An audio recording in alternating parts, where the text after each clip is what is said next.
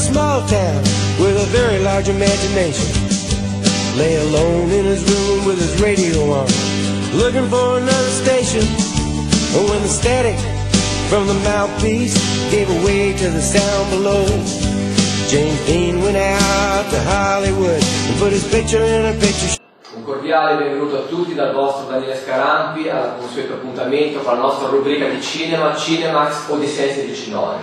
Oggi ci occupiamo di Mickey Rourke e della sua rinascita, così come è stato detto da gran parte della critica. The Wrestler, film già per la verità in concorso a Venezia, anzi vincitore di Venezia sia come miglior film sia come miglior attore appunto per Mickey Rourke. Ha avuto un po' meno successo alla notte degli Oscar, che invece ha privilegiato, come abbiamo già avuto modo di commentare, The Millionaire di Danny Boyle, ma vale la pena comunque soffermarci e commentare questa pellicola di Darren Aronofsky che prende in considerazione un mondo, quello del wrestler, da sempre criticato e da sempre nell'occhio del ciclone. Randy the Ram, cioè l'Ariete Robinson, il personaggio di Mickey Rourke, è un vecchio wrestler ormai agli sgocci della propria carriera, ormai, come diremmo, sul viale del tramonto. Sono passati 20 anni da quando era in auge, da quando era uno dei wrestler più pagati e più seguiti dal pubblico.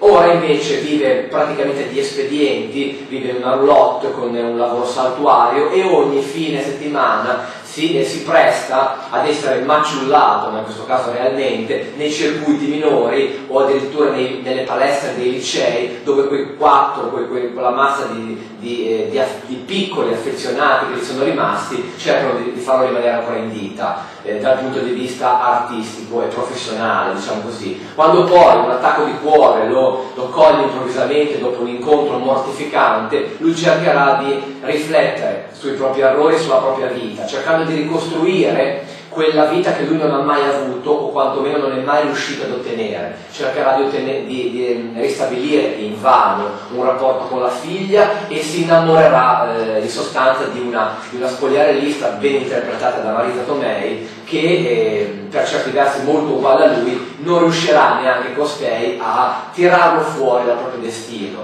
L'ultima immagine del film, poi sfocata dal nero, come potremmo dire, da un buio quasi teatrale, mostra proprio tutta la disperazione di un vecchio wrestler che non essendo riuscito a ricostruire la propria vita, piuttosto offre la sua vita sul ring perché è l'unica cosa che gli è rimasta. Mickey Rourke, rinato professionalmente dopo aver passato un sacco di guai con la giustizia, anche ex alcolista, pugile addirittura professionista, lui stesso ha dichiarato: questo film mi ha aiutato in qualche modo a vincere i miei vecchi fantasmi e tornare finalmente da protagonista sulla scena, e speriamo che ci rimanga a lungo.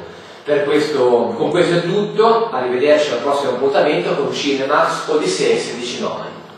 His room with his radio on, looking for another station.